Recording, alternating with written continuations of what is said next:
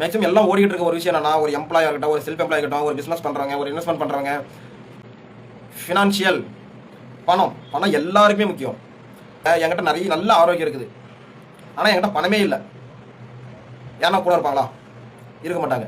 அப்போ நம்ம எந்த அளவுக்கு பணம் சம்பாதிக்கிறோமோ, எந்த அளவுக்கு நம்ம அக்கௌண்ட்டில் பேலன்ஸ் அதிகமாக இருக்குதோ, அந்த அளவுக்கு நம்ம ஆரோக்கியத்தை ஃபோக்கஸ் பண்ண முடியும், அந்த அளவுக்கு ஃபேமிலி கூட டைம் ஸ்பெண்ட் பண்ண முடியும், அந்த அளவுக்கு நம்மளை சுற்றி ஒரு நல்ல கூட்டத்தை உருவாக்க முடியும், எல்லா விஷயங்களும் பண்ண முடியும். ஸோ ஃபினான்ஸ்ன்ற ஒரு விஷயம் நம்மகிட்ட இல்லைனா ஆரோக்கியமாகவும் இருக்க முடியாது. ஸோ ஆரோக்கியமாக இருக்கணும்னாலும் அந்த இடத்துல வந்து ஃபினான்ஸ்ன்ற ஒரு விஷயம் என்னது ரொம்ப முக்கியமாக பார்க்கப்படுது. நம்மளோட ஃபினான்ஸ் எந்த அளவுக்கு இருக்கோ அந்த அளவுக்கு ஆரோக்கியத்தை நம்ம என்ன பண்ண மெயின்டைன் பண்ண முடியும். அதில் நிறைய ஆப்ஷன்ஸ் இருக்குது. பணம் சம்பாதிக்கிறது எப்படிலாம் சம்பாதிக்கலாம் அப்படின்ற ஒரு விஷயம். ஸோ நம்ம வந்து அந்த பணத்தை எப்படிலாம் சம்பாதிச்சிட்டு இருக்காங்க, அதில் நம்மளுக்கு எது பெஸ்ட்டாக இருக்கும், அதில் எப்படியெல்லாம் நம்ம பணம் சம்பாதிக்கணும், இந்த ஒரு விஷயம் நம்ம படிக்கணும்.